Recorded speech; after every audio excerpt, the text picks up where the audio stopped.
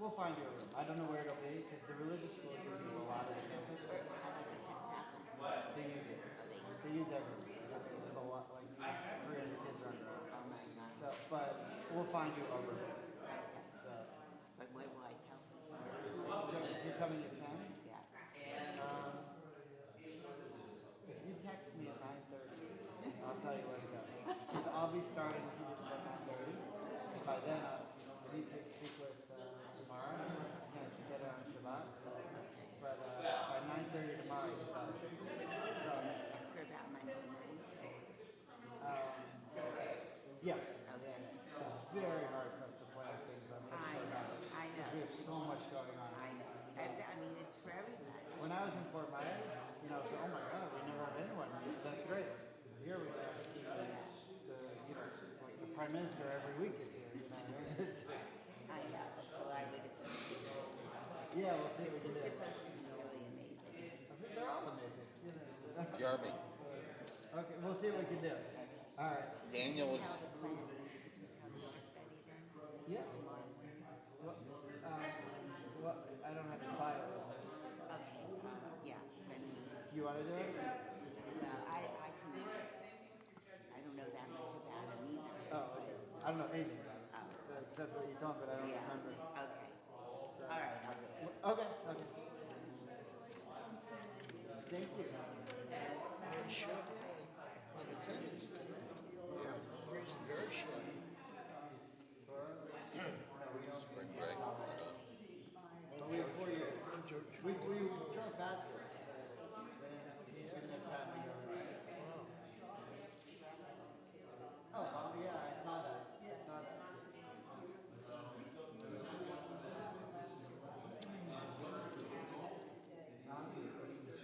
I actually know there were former rabbis at the other two. But not her. But I've heard of her. A couple of Sinai. Probably. Yeah, I'm excited. Oh, yeah.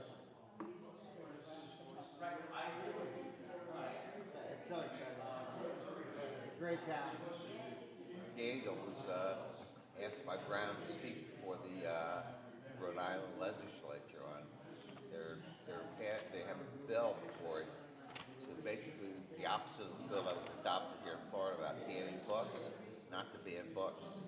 So they wanted a representative of Brown, so they asked Daniel Nice. to school. He's amazing. He spoke very well. I'm sure. Get a record today? I'm trying to find it. Stephen called me last night. It all happened then. Should be recording well. Yeah.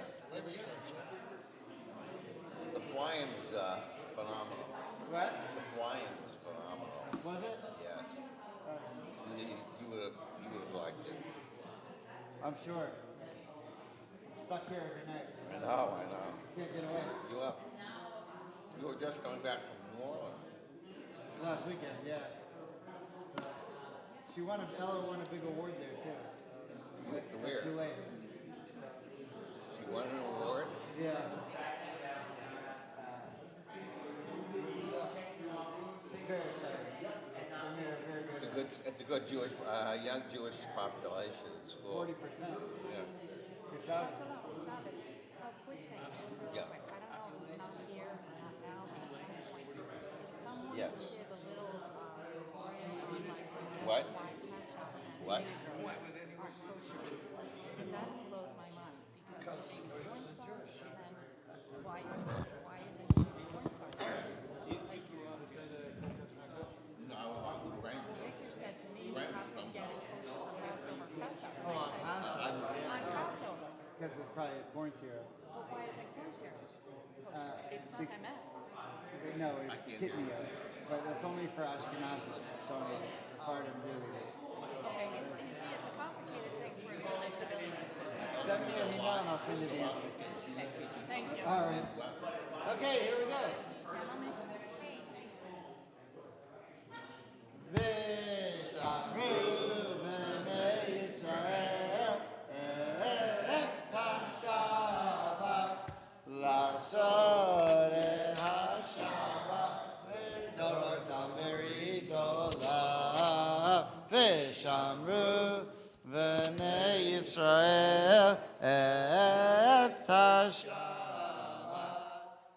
לעשות את השבת לדורותם ברית עולם.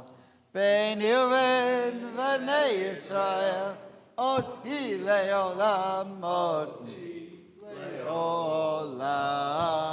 ושמרו בני ישראל את השבת, לעשות את השבת לדורותם ברית עולם.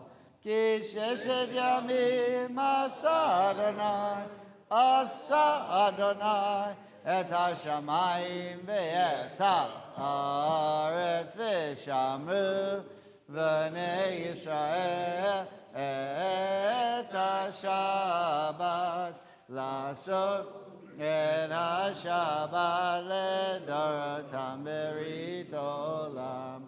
וביום השביעי שבת וינפש, שבת וינפש, שבת וינפש, ושמרו בני ישראל את השבת, לעשות את השבת לדורותם ברית עולם. ברוך אתה אדוני אלוהינו מלך העולם, בורא פרי הגפן, amen l'chaim.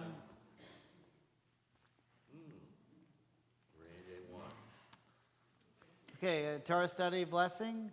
Baruch atah Adonai Eloheinu melech haolam, asher kishanu b'mitzvotav v'tzivanu la'asok b'divrei.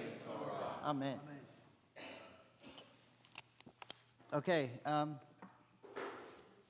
so the Torah portion is Kitisa, one of the most interesting Torah portions after the interesting Torah portions. Which means you have Genesis and Exodus, which are interesting until after the Red Sea, and then you start talking about cubits and building things, and it gets a little boring. But then all of a sudden, you have the story of the golden calf, and narrative picks up again. But we're in the first triennial cycle, so we don't have that part. We only have the cubits and the building and the so. However, it's probably why there's not as many people here today. You think they do the portion? No, you're right.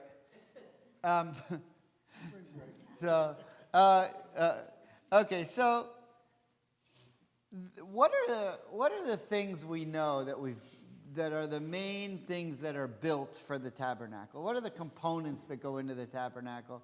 Some of them are more famous than others, but what do we have? Gold. Well, that's what it's made out of. But what are the things that are created? The menorah. Okay, so the Ark of the Covenant, the menorah, the thing you put the animals on top of, the altar, the cherubim, which are on top of the Ark of the Covenant, the table, right, the shulchan. Okay. Okay, very good. And the wash basin, which is what we're going to talk about today. The laver. Okay, not Rod Laver. Heard it? Just it's a tennis joke. So there's some other things too. You know, there are lots of different receptacles and all the things that the Babylonians stole that Achashverosh. We'll talk about that on Purim. That Achashverosh paraded out. But I don't know if you've ever been to a Torah study class where you talk for an hour about the laver, the wash basin. But this is your chance. This is something you've always wanted to do. Now, you might say, that sounds horrible, that sounds really boring. Who the heck wants to sit and talk about a wash basin for an hour? But if it's something that was put into the Holy Temple, it's obviously important. If it's something that was included in the tabernacle, and we have part of the Torah that talks about how you make it and what you make it out of, it's obviously important. And so it's worth knowing about. Now, the idea of ritual washing is a little unusual, because there are certain times that you're supposed to wash. Okay, now, wash your hands. Now, when do you wash your hands? You wash your hands when you first wake up. And you say the bracha, the blessing, Netilat Yadayim. And what real traditional people do is they have like a little, you're not allowed to walk what's called 4 amot, which is like 4 or 5 feet, until you wash your hands. So they have a little bucket that you keep by your bed, and it has a cup in it. And as soon as you wake up, you lean over, you put twice on your right hand, although Chabad does 3 times, and then twice on your left hand after you say the bracha, and then you're allowed to get up out of bed. So there's a question of like, if someone commits a sin, do you put them in jail? And it's like, well, we don't really have jail, so what do? In ancient time. So Rab Soloveitchik used to say, when he falls asleep, take away his wash bucket, because you're not allowed to move 4 feet until you've washed your hands, so he's stuck there. He was really just joking. You don't do that. Because if you don't have water by your hand, you go to the closest place that you can. But that's what you're supposed to do. Now, when else are you supposed to wash your hands? And touch a dead body. Okay, so if you're in a cemetery, when else? Before you eat, and before you, 2 other times, after you use the restroom, and before you pray. Now, you don't have to say the blessing, Netilat Yadayim, all day long. You just say it once in the morning, and then you can wash your hands all the rest of the time without a blessing. That blessing in the morning goes for the whole day. But after you use the restroom, there's a different blessing you're supposed to say, Asher Yatzar, that you have formed me, Asher Yatzar et Adam b'chokhmah, that you formed me with wisdom. And it says in there, that's the one that goes, Nekavim, Nekavim, Chalulim, Chalulim. You heard that? If you've never heard that before, you should stay for services after this, and you'll hear it for the first time, because it's part of every service. But that's the one that says that all my, tubes and stuff are flowing in the right way. And, sometimes if you get out of the habit of saying that, and then you get a kidney stone. And then you get back, right away, you get back to that blessing. Because I get kidneys. Okay, so when all of these washings, now when you go to the restroom, you wash your hands with soap. But the rest of them, you don't use soap. Now, if you want to wash your hands with soap, you should. In fact, you're not supposed to do the ritual washing until your hands, listen to this is unbelievable. You don't do the ritual washings until your hands are already clean. So you use soap, wash your hands, now your hands are clean, then you do the ritual washing. So what is the ritual washing? What are you actually doing? All you're doing is getting your hands wet. There's no physical cleaning being done. Okay. But listen to what I'm saying. It's a ritual cleaning. It's a spiritual cleaning. It's not a physical cleaning. The mitzvah is to do the spiritual cleaning once your hands are already clean. So it's a different type of cleaning. Where does all this come from? Why do we know that we have this? What is the point of it? Because in the Torah, in Kitisa, in the beginning, God said, put a laver in the Holy of Holies. Now, you're not allowed to walk into the Holy of Holies until you've been to the mikveh and you're clean. And everything's clean. So the laver that we're about to learn about is what led to the hand washing for all of future times. The question is why? What is ritual cleaning? Why do we have to do it? Because we know that it's not physical cleaning. So all I'm saying so far is that we're about to see that there's a wash basin. In Hebrew, it's called the kiyur, which could be translated as wash basin or laver or whatever, water holder. And for whatever reason, what the priest did there then became something that was part of Jewish life going forward, not just for the priests, but for all of us, every time we pray, every time we eat, every time whatever. Okay, so that's what we have so far. Now, normally I'd say, so far, you're right. Who cares? That sounds boring. But we'll learn why we do that. But there's also a very powerful reason that's embedded behind all of this, that you have to take this slowly if you want to get to that reason. So that's where. So let's begin. Kitisa begins in Exodus chapter 30, verse 11. That's the beginning of the portion. Everyone have it? Yep. Okay, Norman, into the mic. Here we go.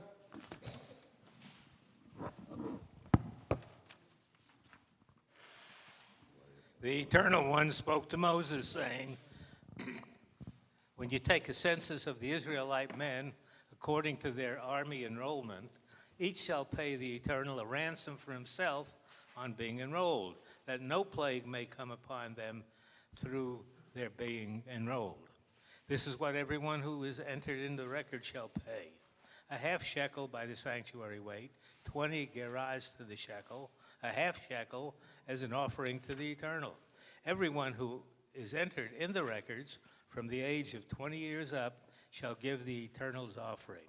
The rich shall not pay more than and the price, and the poor shall not pay less than half a shekel when giving the Eternal's offering as expiation for your persons. You shall take the expiation money from the Israelites and assign it to the service of the tent of meeting.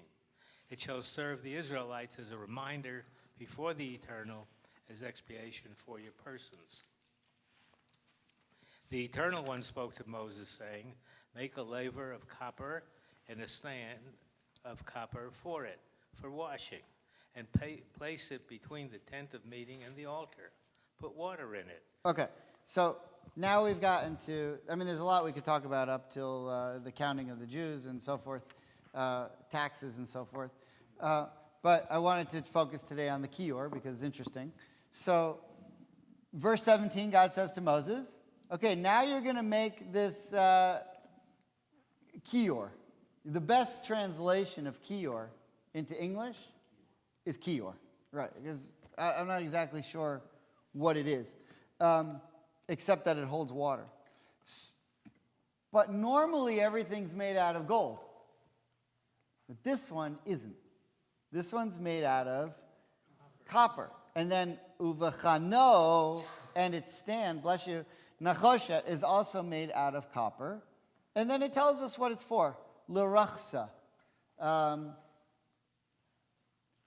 You know the song we sing on Passover? Kadesh. Orchatz. Orchatz is washing. And then we have another one later. Rachsa. Yeah, so there's two different washings during the Seder. Rachatz is in modern Hebrew too, is the word for washing, which is what it says here. L'rachsa, for the purpose of washing. And then you'll place it in between. So you could say, what's the big deal? But it's getting a very big place of honor. Bein Ohel Moed, between the tent of meeting, Uvein HaMizbeach, and between the altar. Which means to say, you might think 2 times that you would probably have to wash your hands is before you went into the tent of meeting, because that's where you talk to God, or before you offer a sacrifice, because that's why it's by the altar and the tent of meeting, so we don't offer sacrifices anymore. What do we do instead? We pray. So we see that they wash their hands before they would offer sacrifices, which teaches us today that you're supposed to wash your hands before you pray. I think in those days, water was very difficult to find. Talking about the desert 4 years and everything. I don't think people cleanse I'll repeat. themselves as we do now. Okay, so the question for those at home was that water was very valuable, especially wandering around in the wilderness.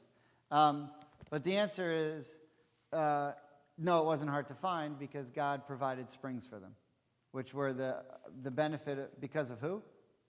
Miriam. Right, and when Miriam died, the water stopped for that few days. So it was a miracle. And they had a spring right there that they were able to use. But it tells you that the water is very special. There's something unique about it. that a miracle had to be produced for them to do this. Can we pass a mic? Yeah. Can we pass that? It's coming. Donahue style. Just something I noticed is that it makes no physical sense only one time. And all the times we wash, it makes physical sense to wash before you eat or after the bathroom or things like that for our health. We know that in modern times. But that's not why they were doing it then, but still there was a direct link to physicality from the spiritual. And the only one time that I see where that's not the case is when you wash as soon as you wake up. That's purely spiritual, because unless you went to bed with muddy hands, and most people don't. Mm-hmm. So I just thought maybe when I listen to you for the rest of the morning, I want to see if maybe that factors in somewhere, because it's a different washing when you first wake up as opposed to the others. Not really. So the reason we do the washing in the morning is because when you go to sleep, God takes your soul. And so technically you're dead because your soul's in heaven. And then God puts the soul back. So we wash for the same reason we wash when we walk out of a cemetery, to wash the death off of us. Yeah, but not really. In other words, there's really not bacteria threat, and it's really not a physical thing. I mean, no, it has nothing to do with cleaning. It has to do with spiritual. It's all spiritual. 100%. Right. When we wake up, that's the only time. Is the only time for what? That's the only time it's 100% spiritual, is when we wake up. The other times, there's another physical reason. No. So let's say you're getting ready to eat dinner. So you wash your hands with soap and clean them off. That doesn't count for this. Once you've washed your hands and cleaned them off to eat dinner, then you do this. So this is something additional. Okay. All right. So back to verse 17. What do we know about copper? Why not gold or silver? Well, one thing we know from Truma a couple of weeks ago was when in the beginning of the Torah portion, and he said, God gave a list of the different things that you could bring. Remember we talked about the order of most valuable, going gold, silver, copper, but then we got to the wood, and then we got to the lapis lazuli, the different gemstones, and we said, what about that order? But of the different things you were allowed to bring, one of them was copper. So now we see copper is being used. So you'd say, okay, that doesn't surprise me. One of the things that God asked for was copper. Now I see why. He planned to make the wash basin out of copper. Clear so far? Yeah. So here's something I'm going to tell you. The copper that they collected during Truma, when God said, bring the gold and silver and copper, and they brought that copper, they didn't use any of that copper to make the wash basin.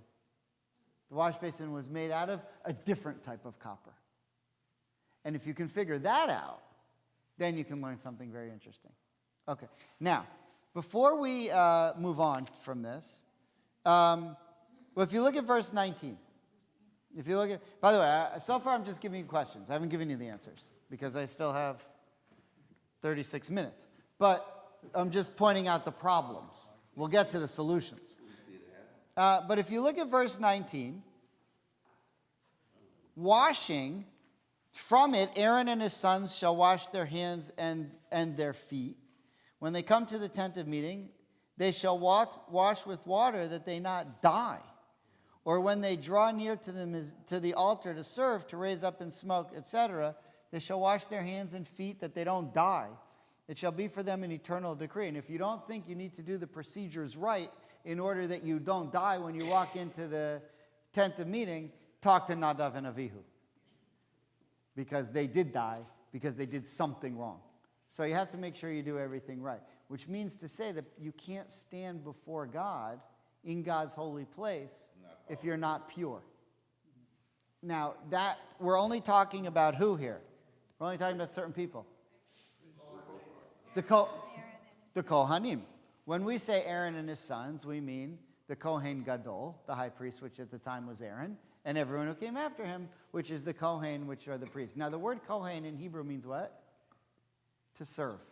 Lechahen is the Hebrew infinitive of the word to serve. So we translate it as priest, but what it really means are the people who serve God. And how do they serve God? They do all the sacrificial cult stuff in the tabernacle and later the holy temple. Okay, so thus far, all we have are the people who are responsible for making sure their hands and feet are clean, are Aaron, are the priests. By the way, we don't do the feet anymore. You don't have to worry about your feet. The way they used to do it, by the way, I think probably because too many people pulled muscles. That's why they stopped doing it. But you had to put your right hand on your right foot, or on top of it, and wash them together. And then your left hand on your left foot, and wash it together. But over the years, Jews, we weren't as coordinated. We spent too much time studying Talmud, and the rabbi said, we're having so many hamstring issues, let's just do with the hands. That's how a custom comes. All right. All right, now, we have the end of Exodus repeats itself. It repeats itself in Vayakhel Pekudei, the next week's Torah portion, although it's a leap year on both calendars. So we would read the next two weeks Torah portion as one, Vayakhel Pekudei, but because it's a leap year, next week's Vayakhel, the week after that's Pekudei, it doesn't matter. Either what I'm saying there is in those two Torah portions, they repeat a lot of what we just did. But sometimes when they repeat, it includes a different detail that you didn't have the first time. And so when you're trying to understand the first time, and you go back and you learn that other detail, it helps inform you of what you read the first time. Does that make sense? Okay. So if you'll just hold your spot and skip with me to chapter 38, verse 8, we'll see one other detail. Chapter 38, 8. Exodus. Edith, do you have it? Yes. Would you mind reading? So chapter 38 of Exodus, verse 8, and then we'll go back to our... Okay, what do you got? He made the laver of copper and its stand of copper from the mirrors of the women who performed tasks at the entrance of the tent of meeting. Okay, so what's the new fact that we learned? What's the new detail we learn here? Where the copper comes from. Who provides it? Women. The women. Okay, the women provide it, and where? Where do they provide it? The entrance of the tent of meeting. So I know three things. I know who provided it, I know where they like to hang out, and I know what they had. Okay? So, who provided it? Women. Where did they like to hang out? Tent of meeting entrance. And what did they provide? Copper. Okay. Were they allowed into the tent of meetings, or were we not allowed into the tent of meetings? No, they were only Moses and Aaron were allowed in, but they were at the door. They would hang out at the door. That's where everyone hung out, wasn't it?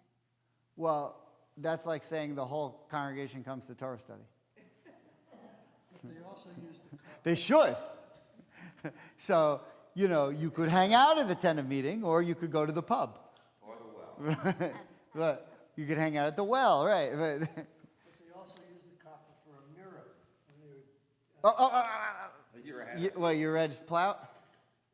Yeah. Okay, don't give it away. I still got a half hour. I'm glad Plout had the right answer, though. Couldn't help it. All right, so what I want to figure out is when God had in mind that there was going to be copper that was going to be needed. When people said, if your heart so moves you and you want to deliver gold, silver, or copper, the women said, there are certain copper things that we need that we can't give away. And, or we're not giving it away yet. How do I know that? Because they already did that, where they said, if you want to give away your gold, silver, or copper, you can. And here later on, the women still have some copper. So, remember what I said before. when in Truma, when God said, whoever wants to give the gold, silver, or copper, and then we find out that the basin is made of copper, I know that that basin is made out of copper that was not given when God, this is a different source of copper. And now I know where that source was. It was women. Clear so far? We don't have answers why. We're just saying what we know so far. Okay, now, let's get to it.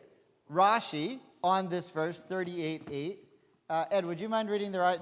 So, I basically brought for you not a lot of sources, but two lengthy ones. There's a lot of good stuff in this Rashi. Okay.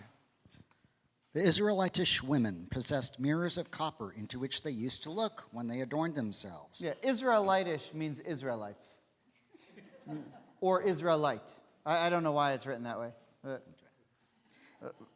But you can infer from it who it's referring to. Okay. Even these did they not hesitate to bring as a contribution toward the tabernacle. Okay, so they owned mirrors that were made out of copper. Okay, they owned mirrors that are made out of copper, and now copper was needed. That's what we have so far. Okay? Now Moses was about to reject them since they were made to pander to their vanity. But the Holy One, blessed be He, said to him, accept them. These are dearer to me than all the other contributions. Okay, so here's what happens. This is the give and take with Moses and God. Women, you need copper, here's copper. You can melt it out of our mirrors or whatever you need to do. Moses says, you think I'm going to make something for the holy temple, the wash basin, which is like the most ritually pure thing, over something you use for your vanity? I'm not doing that. To which God says, do it. Do it. Okay, now, why does God say that? Something Moses doesn't know that God does. Okay, here we go. Accept them. These are dearer to me than all the other contributions because through them the women reared those huge hosts in Egypt. Okay, now, we know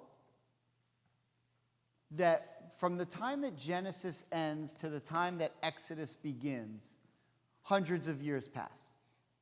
We know that at the end of the book of Genesis, now scholars debate how many years it was, which means to say we don't know. But we know at the end of Genesis there were 70 people in Jacob's clan. And at the beginning of Exodus, there are so many Jews that Pharaoh's so afraid of them that he needs to enslave them, and he enslaves this whole workforce. So what happened between the end of Genesis and the beginning of Exodus? And the answer is that the Jewish people were born by miracle. According to the Midrash, every time a woman got pregnant, 6 babies popped out. And they just kept them coming. And that's the miracle. Now, so when it says, reared those huge hosts in Egypt, that's what they were talking about. It was a busy baby making season. Okay, and that was the birth of the Jewish people. Okay, let's keep going. For when their husbands were tired through the crushing labor, they used to bring them food and drink and induce them to eat. Then they would take the mirrors, and each gazed at herself in her mirror together with her husband, saying endearingly to him, see, I am handsomer than you. Right. I mean, this would never work in my house. If my wife would come to me and say, see, I'm more beautiful than you. No kidding. Yeah. Thank God. Thank God. But I don't know. I guess the guys thought they were pretty good looking, whatever. But the men, and we've learned this before, there were a couple of reasons why the men didn't want to have relations with the women. One, they said, why should we bring up men to be slaves? Why should we have more children who are just going to be slaves? And two, Pharaoh's drowning them all in the Nile. So we don't even want it. So the women made themselves look beautiful, and they were able to convince their men. And it was through them making themselves look beautiful that the Jewish people were saved, because otherwise we would have died out, because the men were ready to give up and the women were not. We talked about that not so long ago. Sound familiar? Okay, let's keep going. Thus they awakened their husband's affection and subsequently became the mothers of many children, as it is said from Song of Songs, I awakened thy love under the apple tree. Right, and by the way, because they would go into the apple trees, and a miracle happened that God made the trees look so full with apples that the Egyptian soldiers couldn't see what they were doing.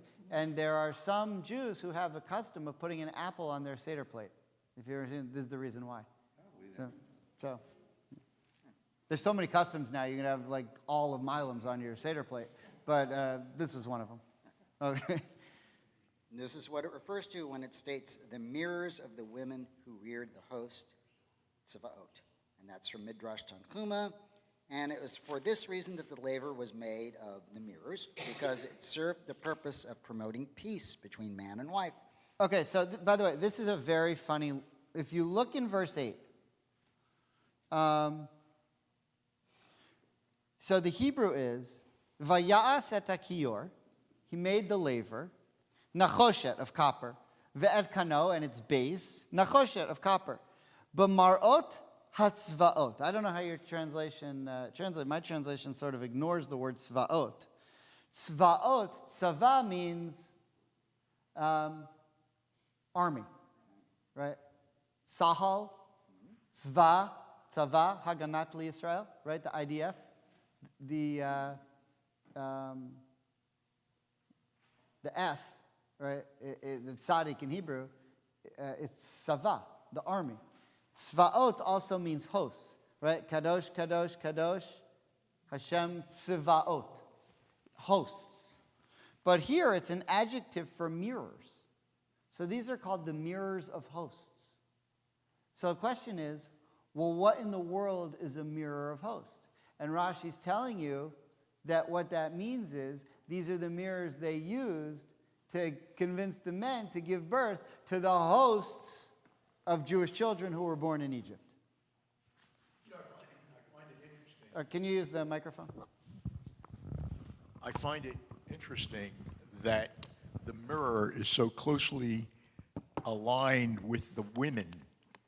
And the fact is, with a mirror, you look in a mirror, you look into yourself.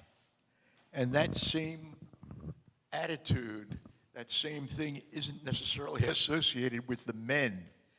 In a sense, there's a spiritual kind of association with looking into yourself. Right. It's very nice. I like and that. evaluating yourself. Very nice. Good point. Good point. Sherry? What I want to say is, these are the same women who a little bit later in Kitisa do not give their jewelry for the golden calf. The exact same women. They're more spiritual than the Right. men are. And the men rip them off. Right. And the women do not participate in the sin. Yeah, very good. Very good. Yeah. But the men did look in the mirror too. It says they looked in the mirror together, so they did a little bit of soul searching. No? Yeah, where does it say that? I like the idea. Let me see. Here, gazed in herself in the mirror together with her Which husband. verse? I'm here in the on the Rashi. Oh, Then yeah, they would but that's take- just Rashi. You can't. No, I'm just kidding. Very good. Yeah, that's a good. I like that. I like that. Okay, let's keep going with Rashi. There's a lot more to get to. We didn't even get to Nachmanides. There's a lot of cool stuff there too. Where'd that mic?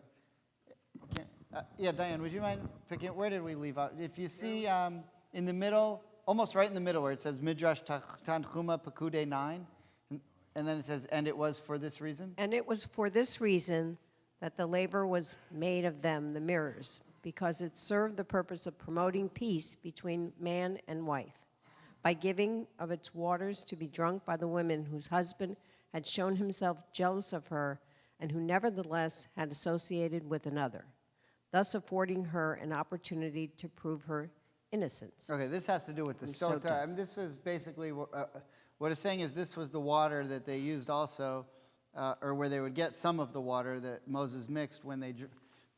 It's basically just something we'll learn about later that talks about how men and women had this like mechanism to make sure that nobody was cheating on each other. because you had the suspected adulterous technique that they were able to use. We don't need to get into it right now. It'll take us in a different direction. But let's keep going with the Rashi. You may know that the Marot, which means mirrors. How do you say that? Marot. Marot, mentioned in the text, were really mirrors, and the word does not mean visions or appearance, for it is said, and the copper of the wave offering was 70 talents, etc., and therefore he made the Okay, so the rest of this is just saying the copper that is used for the kior, for the basin, is not the copper that was used for other things. This was a special copper that was only made out of the mirrors that the women brought, that Moses didn't want to accept, but then God told him, here's why you should accept it. Then we learn something about the copper that's used for the kior. Now, what's the kior? The kior is the place you go to purify and to make sure that you're fit to stand before God. And so there's something about the women and the quality that they possess that you need to be able to stand before God. That's what we have so far. Okay, same verse, Nachmanides. Stuart, would you mind reading that? The meaning of this midrash? The meaning of this midrash is that in the whole work of the tabernacle, they accepted ornaments from women, as it is written. And they came, both men and women, and brought nose rings and earrings and signet rings, vichumats. What's wrong? I understand. The chumah. The chumats, according to the The chumah. I had a different idea of chametz when I. Yeah, no, it's a different word. It actually, Right. A kumaz is a chastity belt. Oh. That's, No, that's not what I was thinking. yeah, I know. The chumaz, according to its midrashic interpretation, being even more undesirable. There, however, all the nations became mixed together, whereas here they were made to make one specific vessel purely from ornaments, i.e., the mirrors, which were made to arouse sensual desire. Right, so it's counterintuitive that the thing you need for ritual purity was the mirrors that were, meant to arouse sensual desire. But the truth is that that's not, in this case, that's not the way the women used it. The women used it to save the Jewish people. Right. Okay. Therefore, Moses did not consent at first to accept them until he was told to do so by the Almighty. Okay, now everything that we've had there from Nachmanides is a repetition of Rashi. Nachmanides does this a lot. And then usually what he says is, now here's why Rashi's wrong. Or here's like a different wrinkle that Rashi didn't consider. Nachmanides does that all the time. Okay. But I do not know how to explain, according to this midrash, the phrase that did service at the door of the tent of meeting, since the tent of meeting had not yet been put up. Okay, so we see that the women came to the tent of meeting. What Nachmanides is saying, well, wait a minute, there is no tent of meeting yet. What are you talking about? Okay. Perhaps it can be said that the women brought this donation to Moses' tent, which he called the tent of meeting, and he himself received it from them by word of God, since the tent of the tabernacle had not yet been made. So what he said is, before the tent of meeting was set up where Moses would go to talk to God, God still talked to Moses, he just did it somewhere else, and he did it in his own tent. So the tent of meeting had like what's the word? Like a temporary tent of meeting until the permanent tent of meeting was built. Onkelos' translation, women that came to pray at the door of the tent of meeting, accords approximately to the words of Rabbi Abraham ibn Ezra, who said that these women worshipped God and turned away from the desires of the world and gave their mirrors as a donation, coming each day to the door of the tent of meeting to pray and to hear instruction about the commandments. Okay, so we're learning a lot about these women. First of all, these are the women who were the heroes of Egypt, because otherwise the Jews would have died out because Moses was drowning all the boys, and they said, we're not going to have any more babies, and the women said, don't give up hope. someday will be redeemed. And they convinced the men, and the men did. But they also spent their time in the holiest place they could. And so they would spend their day praying and eavesdropping and trying to hear whatever Moses was teaching about Torah, because all Moses did all day was talk to God about Torah. And so they wanted to learn from Moses, and they wanted to pray. So these are very righteous people. And then we're setting all of this up because this is the Torah portion of the golden calf. And so when all the men, when Moses comes, they see Moses is tarrying from coming down, and maybe Moses isn't going to come down, and all the men go and worship the golden calf, the women are doing something spiritual, and they're not involved with that. Ian? Can you? There you go. Using copper as mirrors, and the only thing I can think of is to make copper a mirror takes a lot of work and a lot of burnishing to make it shine and reflect. And maybe the whole purpose of this is instead of raw copper, it is hand worked by women and burnished until it's a mirror, and it's like more pure. No, very nice, very nice. I don't know much about mirror making, but that's a pretty interesting idea. Copper can take a really high sheen. In fact, this is what's used in daguerreotypes. It's polished copper, then which mercury is applied to it. So it's an ancient tradition. Also, the little metallurgy background here. We're coming to the end of the Bronze Age, and the bronze is a combination of copper and tin. And we will see on the next portion you have here brass. Brass is a combination of copper and zinc. So we're witnessing very high metallurgical technology at the end of the Bronze Age. Very cool, very cool. I did not know that. Okay, let's keep going with the Nachmanides in line with, who had some, Sherry, would you mind picking up in line with? In line with the plain meaning of Scripture, it is also possible to say that Moses made the laver and its base for the mirrors of the women who came in a great crowd and assembled at the door of the tent of meeting in order to give their mirrors in the generosity of their hearts. Now the brass of the mirrors were burnished brass, resplendent and very beautiful. It is for this reason that he set aside this brass from the beginning for the making of this vessel.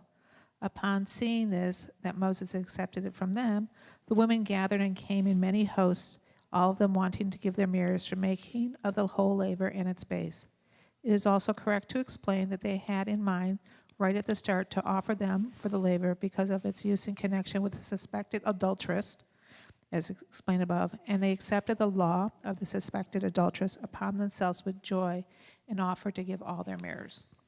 Right. They said, this is great, because we're not going to be the ones who are cheating anyway. It's probably going to be the men. And now if they ever suspect us of it, we've got a way out. So that's fine. Okay, so Nachmanides plays up the idea, maybe adding to Rashi, of not only did the women give the mirrors because they were special to them, because of what happened in Egypt of keeping the Jewish people going, but when they got into the wilderness, the women continued to be very righteous and spent their time hanging out by the tent of meeting and praying and studying and doing that kind of thing, while the men were dancing around, with the gold and making a calf. Okay. Notice that of the things that are being made in this Torah portion, the calf is made out of the gold. It's the Egel HaZahav, right? Zahav's not just a restaurant in Philadelphia. It means gold. Right? You heard it? You don't know? Okay, whatever. It's Yerushalayim Shel Zahav, right? Egel, calf, HaZahav, the golden calf. So the most precious thing is making an idol that almost gets the Jewish people killed. Now, here's one final connection that's really incredible. When Moses comes down the mountain and he sees the golden calf, what does he do to it? Anybody remember? It's in the Torah. He smashes it up, he burns it, and he mixes it with water and he drinks it. Where's the water come from? The laver. He makes the people drink it and they die. anyone who is involved with actually making it, they drink it and they die. What happens to the suspected adulteress, the sota? They make her drink. It's based on this. See the connection? So Nachmanides and Rashi say, duh. What happens in this Torah portion, and the reason the women keep talking about the suspected adulteress thing and why that's so great, is because it's the same Torah portion. Where Moses makes the people drink the ground up golden calf and they all die, that becomes the model for what you do to the suspected adulteress. Why? Because they were cheating on God with idols, and now we're suspecting people of cheating on their husband with another man, and it's the same model, the grinding up and the forcing to drink, with water that comes from the laver. Did the women have to drink the ground up calf too, and then they didn't die? Yeah, no, they weren't suspected. So they didn't have to drink it? No, because they weren't. Only the people who were suspected of building it, which they knew because Aaron was there and saw them do it. So, okay, so in the last 9 minutes, one more section here. The Sforno, 16th century Italy, has a really interesting idea. I'll just read it and then explain a little bit what I mean here. Because I got something, I drew something from this that I thought was very powerful that I wanted to share with you. So the Sforno says this.